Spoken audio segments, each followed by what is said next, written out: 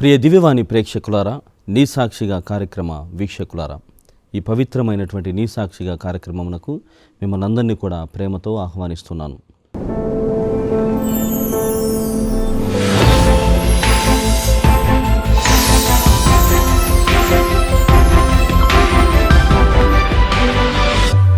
Sir, చాలా విషయాలు తెలుసుకున్నాం.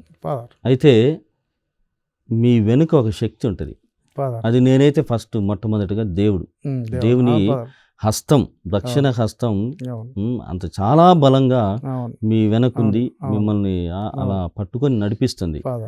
అయితే మనుషుల శక్తి కూడా, మనుషుల సహకారం కూడా ఉంటుంది. మరి అలా మీకు సహకరించిన వారు, లేకుంటే ఒక స్ఫూర్తిలాగా, ప్రేరణలాగా, లేకుంటే ఈ విషయాలు లేకపోతే నేను ఎన్ని చేయలేను అనేటువంటి వారు ఎవరైనా ఉన్నారా? అవును ఫాదర్, ఖచ్చితంగా చెప్పాలి. మరి మా భార్య మరి సుశీలమ్మ, కొల్లి సుశీలమ్మ, ఆమెను మరి దేవాదేవుడు నాకు మొట్టమొదటి అమ్మాయిని చూడకముందే నాకు దర్శనంలో ఆమెను చూపించడం జరిగింది. అవును, దేవుడు ఆ విధంగా నెరవేర్చాడు. వివాహం జరిగింది, 3 బిడ్డలు కలిగారు. అయితే ఆమెను గురించి చెప్పదలిస్తే మరి ఆమె కూడా కర్నూలు సెయింట్ జోసెఫ్ స్కూల్లో ఫస్ట్ క్లాస్ నుండి ఇంటర్మీడియట్ వరకు అక్కడే చదివింది. మొట్టమొదటి నుంచి కథోలిక విశ్వాసంలో పెరిగింది పూర్తిగా. అప్పుడు ఆ సమయంలో ఫాదర్ క్యాస్కిన్స్, హాల్ అండ్ ఫాదర్, అవును, ఆయన దగ్గరుండి పిల్లలను మరి ఇటు సిరివెల్ల విచార నుండి చుట్టుపక్కల నుండి కర్నూలు ఆయన సొంత వాహనములు తీసుకుని వెళ్ళి అక్కడ దించి వాళ్ళకి అప్పచెప్పి మళ్ళీ సెలవులప్పుడు మళ్ళీ ఆయన వెళ్ళి తీసుకొని వచ్చేవాడు. దత్తత పుత్రులు వీళ్ళంతా నా బిడ్డలు కాబట్టి మీరు జాగ్రత్తగా చూడండి అక్కడ వాళ్ళకి చెప్పి వచ్చేవాడు. ఆ విధంగా క్రమశిక్షణలో పెరిగింది. మరి చర్చి కార్యక్రమాలు అన్నిటిలో మంచి పాటల కార్యక్రమాలు కానీ ప్రతి దాంట్లో కూడా పార్టిసిపేట్ చేస్తూ దేవుని విశ్వాసంలో పెరిగింది. ఆ టైంలో మరి కొంచెం దేవుడు మంచి స్వరాన్ని ఇచ్చాడు ఆమెకు. మరి ఆ సమయంలో ఎక్కువ లెంట్ డేస్లో శ్రమల కాలంలో మనకు కర్నూలులో మిలిటరీ కాలనీ ఏదో ఉంది, అక్కడ మిలిటరీ కాలనీలో మా అప్పుడు బిషప్ జోసెఫ్ రాజప్ప గారు కర్నూలు నుండి ఆ కాలనీ వరకు నడుచుకుంటూ వచ్చి అక్కడ 14 స్థలాలు చెప్పడం జరిగేది. ఆ టైంలో కూడా మరి మా భార్య సుశీలమ్మతో బిషప్ గారు కోరి ఈ అమ్మాయితో బలి అయితివో నా ప్రభు అనే పాట అక్కడ పాడించుకొని తృప్తి పొందేవాడు. అంటే దేవుని దయ వల్ల ఆమె చిన్నప్పటి నుంచి కూడా ఆ విధంగా పెరగడం జరిగింది. కాబట్టి ఇప్పుడు నా ఉద్యోగమైనా నా పిల్లల పెంపకమైనా ఆమె పూర్తి సహకారం లేనిది సాధ్యం కాని పని. కాబట్టి ఏ వ్యక్తి అయినా తన కుటుంబాన్ని మరి అత్యున్నత స్థాయికి చేర్చాలంటే ఆయన భార్య కూడా సహకరించాలి. మరి నా జీవిత భాగస్వామి నాకు సహకారం అందించి కాబట్టి నేను ఈనాటికి ఈ విధంగా ఉండగలిగాను అనేది చెప్పదలుచుకున్నాను. అటు ఉద్యోగ బాధ్యతలు కానీ, చర్చి బాధ్యతల్లో కానీ మరి నా వెనక ఉండి ఈ విధంగా చేయడం మంచిది, ఈ విధంగా చేయడం మంచిది అని నాకు సలహాలు ఇస్తూ నడిపిస్తుంది. ఎందుకంటే ఆమె ఒక కథోలిక బిడ్డగా మరి అనేక చోట్ల ప్రేయర్స్కి వెళ్ళడం కానివ్వండి, కుటుంబ ప్రార్థనలు కానివ్వండి, అటు స్కూల్లో ప్రార్థనలు కానివ్వండి, అన్ని విషయాల్లో ముందుండి మరి ఆ విధంగా నడిపిస్తూ వస్తున్నారు. మరి ఆ దేవుడు ఆ విధంగా ఆమె నాకు జతపరిచి కుటుంబాన్ని మరి పైకి రావడానికి మంచి మరి మాతో గమనిస్తే నాతోటి వారు పెళ్ళైన వాళ్ళు కానివ్వండి, నాతోటి పెరిగిన వాళ్ళు కానివ్వండి, మరి వాళ్ళ కుటుంబాలు గమనిస్తే పిల్లలకి ఇప్పటికీ పెళ్లి కాని పరిస్థితులు ఉన్నాయి. అంతే ఉన్నాయి. కానీ ఇది దేవుడు మాకు అనుగ్రహించిన అనుగ్రహం కాబట్టి మంచి జీవిత భాగస్వామ్యం దొరకడము, మరి మంచి పిల్లలను పోషించడం సరైన పద్ధతిలో, వారి సరైన భవిష్యత్తు దేవుడే ఇవ్వడము, దానికి మరి ఆయన తోడ్పాటు ఇవ్వడం అనేది నిజంగా దేవుడు అనుగ్రహించిన మరి స్వాస్థ్యము. మరి ఆ విధంగా మరి నేను నా వివాహం సమయంలో కూడా ఒక వచనము నేను జ్ఞాపకం చేసుకుంటూ ప్రేయర్ చేసుకునేవాడిని. ఏంటి అదేంటంటే సామెతలు 16:3 వచనంలో, గుణవతి అయిన భార్య దొరుకుట అరుదు, అటుది ముత్యమున కంటే అమూల్యమైనది. ఈ వాక్యాన్ని నేను పెళ్లి కాక మ్యారేజ్ జరగకముందు పదే ప్రేయర్లో ఉన్నప్పుడు ఆ వాక్యాన్ని నేను జ్ఞాపకం చేసుకునేవాడిని. నాకు గుణవతి అయిన భార్య అనుగ్రహించు, కాబట్టి అటుది ముత్యమున కంటే అమూల్యమైనది. ముత్యాలు అంటే ఇంకా విలువైంది. కాబట్టి నేను ఈ సమయంలో యువతి యువకులకు ఇచ్చే చిన్న సలహా ఏమిటంటే, చెప్పండి, మంచిది. ఈ మాట జ్ఞాపకం చేసుకోండి. గుణవతి అయిన భార్య దొరికేందుకు ప్రభువా నాకు కృప చూపమని మనం ప్రేయర్లో కనిపెట్టినట్లయితే మంచి గుణవతి అయిన జీవిత భాగస్వామి దొరుకుతుంది. దేవుని అనుగ్రహము వారి తరతరముల వరకు కూడా అది కొనసాగుతుంది. మరి దాని ఫలితమే ఇప్పుడు మా పెద్ద కుమారుడు సందీప్ అనే అబ్బాయి కూడా మినిస్ట్రీలో కొనసాగుతూ ఉన్నాడు.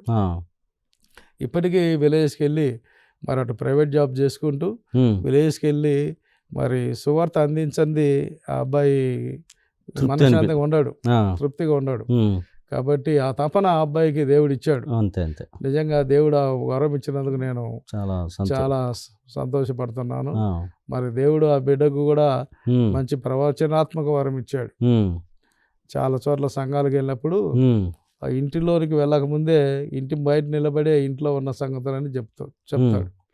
దేవుడు అటు కృపనిచ్చాడు అబ్బాయికి. కాబట్టి దేవుడు ఆ విధంగా వాడుకుంటున్నందుకు దేవునికి నిండు కృతజ్ఞతలు చెల్లిస్తున్నాను. మరి ఈ సాక్ష్యము మరి దేవుడు దీవించాలని చెప్పి కూడా నేను కోరుకుంటున్నాను. సో చాలా సంతోషం సార్. ఆమె కాదు ముత్యము, మన గురించి రాయలేదని కాదు, మన గురించి మీరు కూడా ముత్యం లాంటి. సో ఆమె మీరు ముత్యం, మీకు మీ ముత్యము మీరు మధురంగా మంచిగా హాయిగా ఉండాలని నా ప్రార్థన, నా దీవెన. Thank you father, thank you. చాలా సంతోషం.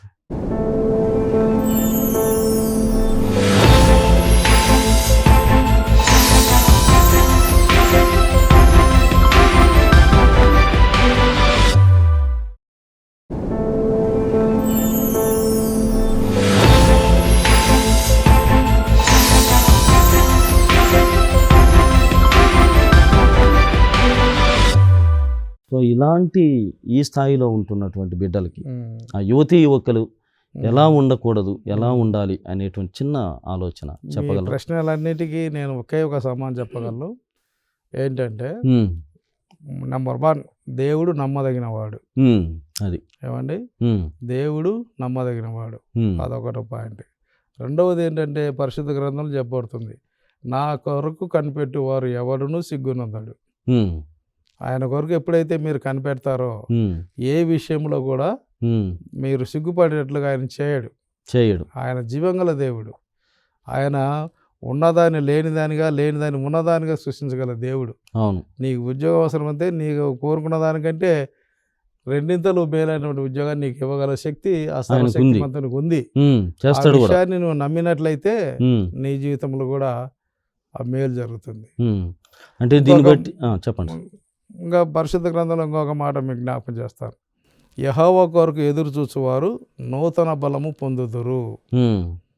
వారు పక్షిరాజుల వలె రెక్కలు చాపి పైకి ఎగురుదురు. మరి ఈ వాక్యాన్ని బట్టి కూడా మనము ఆయన కొరకు ఎదురు చూడాలి. నాకు ఉద్యోగం లేదే, నాకు పెళ్లి కాలేదే, నాకు పిల్లలు పుట్టలేదే, ఇవన్నీ మనం అనుకునే మాటలు. కానీ ఎప్పుడైతే మీరు యెహోవా కొరకు ఎదురు చూస్తారో, దేవుని ఎప్పుడైతే మీరు ఎదురు చూస్తారో అప్పుడు మీరు నూతన బలాన్ని పొందుతారు. ఆ నూతన బలం పొందడం వల్ల మీరు రెక్కలు చాపి పక్షిరాజు వలె పైకి ఎగిరినట్లుగా మీరు మీ జీవితంలో ఎగురుతారు. ఇంకొక మాట, పక్షిరాజు అంటే మరి మీరేమనుకుంటున్నారు? పక్షిరాజు అంటే గరుడ పక్షిని పక్షిరాజు అంటారు. గరుడ పక్షి అంటే దాదాపుగా అది ఉన్న ప్రపంచంలో పక్షులన్నిటికంటే పెద్దదైన పక్షి.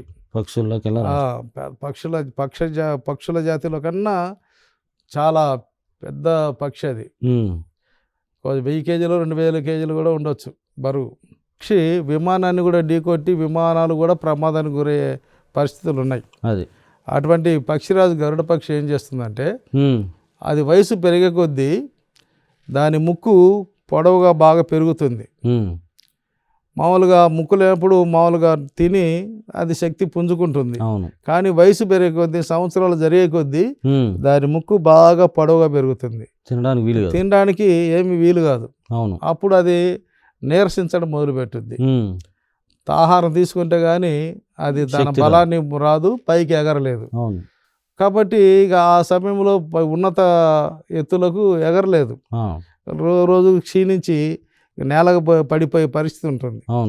అప్పుడు ఆ పక్షి ఏం చేస్తుందంటే ఎత్తైన కొండ మీదకి వెళ్తుంది. ఎత్తైన కొండ మీదకి వెళ్ళి బాగా గట్టి రాయి చూసుకొని ఆ రాయికి తన ముక్కునేసి బాదుకుంటుంది. అవును. ఆ బాదుకున్నప్పుడు ఆ ముక్కు విరిగిపోవాలని బండగేసి పదే కొట్టుకుంటుంది. అలా కొట్టుకున్నప్పుడు ఆ ముక్కు విరిగిపోతుంది. విరిగిపోయి ఆ ముక్కు వెంట రక్తం బ్లడ్ రావడం జరుగుతుంది. తర్వాత అది విరిగిపోయిన తర్వాత తిరిగి అది ఆహారం తీసుకోవడానికి వీలవుతుంది, అవకాశం ఏర్పడుతుంది.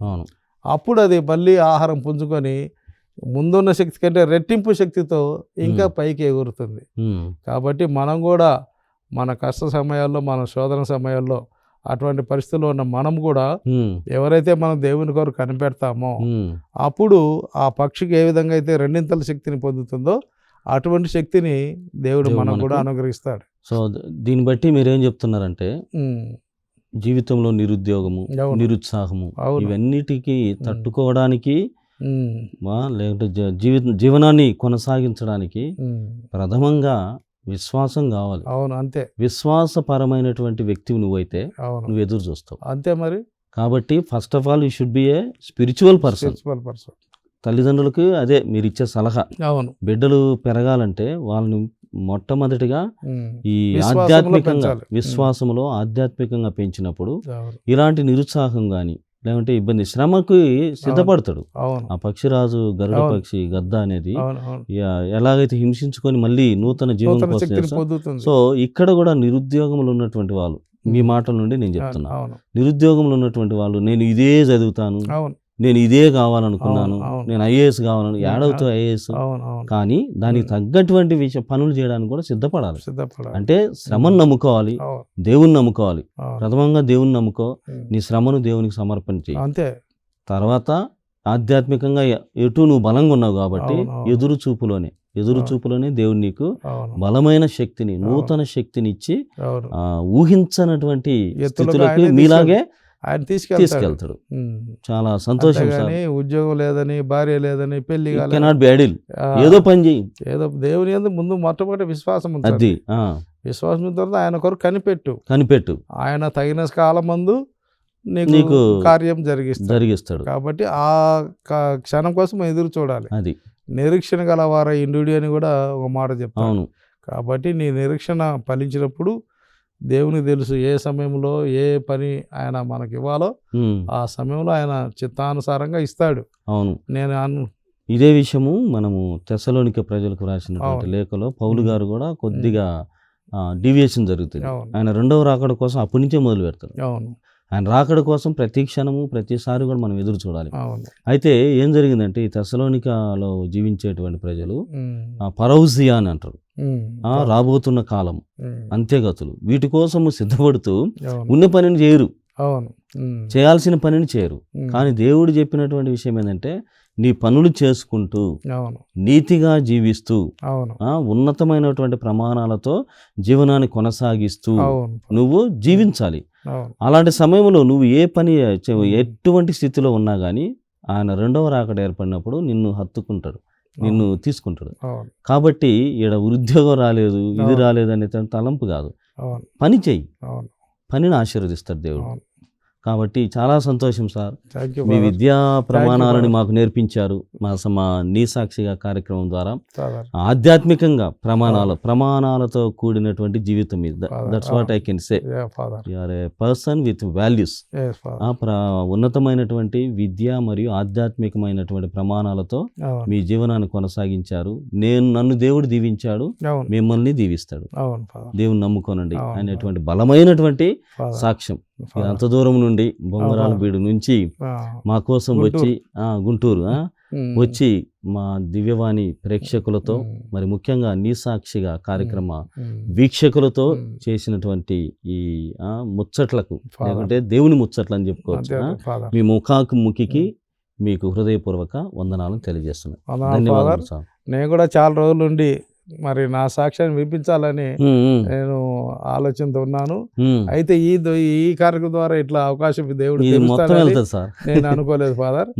అయితే మరి దేవుడి అవకాశం ఇచ్చినందుకు ప్రథమంగా దేవునికి నా నిండు కృతజ్ఞతలు చెల్లిస్తున్నాను. సంతోషం. మరి మీరు మరి ఎంత ఓపికతో మరి నాతో మరి చర్చించిన విధానం బట్టి, నన్ను సమాధానపరిచిన విధానం బట్టి కూడా మీకు నిండు వందనాలు చెల్లిస్తున్నాను. అలాగే దివ్యవాణి టీవీకి ప్రత్యేకంగా, ఎందుకంటే కథోలిక బిడ్డలు ప్రతి ఒక్కరు కథోలికులే కాదు, చాలా మంది ఈ ఛానల్ వీక్షిస్తున్నారు. వారందరూ కూడా మరి దేవుని ఆశీస్సులు పొందాలని, వారి కుటుంబాలు కూడా రెండంతలుగా దీవించబడాలని మనసా వాచ కోరుకుంటూ సెలవు తీసుకుంటాను. చాలా ధన్యవాదాలు సార్. Thank you. చివరిగా మా అందరినీ మనసులో పెట్టుకొని, ముఖ్యంగా దివ్యవాణి మనం మీరు అనేకమైనటువంటి చోటుల్లో మీ ఆర్థిక పరమైనటువంటి సహాయాన్ని చేశారు. మీ ఎట్లా ఉందంటే మీ జీవితము మాటలు కాదు, చేతల్లో విశ్వాసం అనేది బయటపడాలి. సో మీరు నిరూపించుకున్నారు, మంచిగా ఉన్నారు. కాబట్టి దివ్యవాణి ప్రేక్షకులు, మరి నీ సాక్షిగా కార్యక్రమ వీక్షకులు ఇలాంటి బాధల్లో మీరు అనుభవించారు కాబట్టి వారిని అందరినీ ఉద్దేశించి ఒక చిన్న ప్రార్థన మా అందరి కోసం. Thank you. సర్వోన్నతుడ, మహోన్నతుడ, మా ప్రియ పల్లపు తండ్రి, మా యేసు ప్రభువా, త్రియక దేవ, మీ పరిశుద్ధ పాదములకు స్తోత్రములు ప్రభువా. నాయన, మీరు మమ్మల్ని ఎంతగానో ప్రేమిస్తున్నారు ప్రభు. ఆ కల్వరి ప్రేమను బట్టి మీకు వందనాలు. ఇదిగో దివ్యవాణి ఛానల్ ద్వారా మీ బిడ్డ ఫాదర్ ప్రశాంత్ రాజు గారు ప్రభు ఇక చేసిన ఇంటర్వ్యూని బట్టి మీకు స్తుతి స్తోత్రాలు.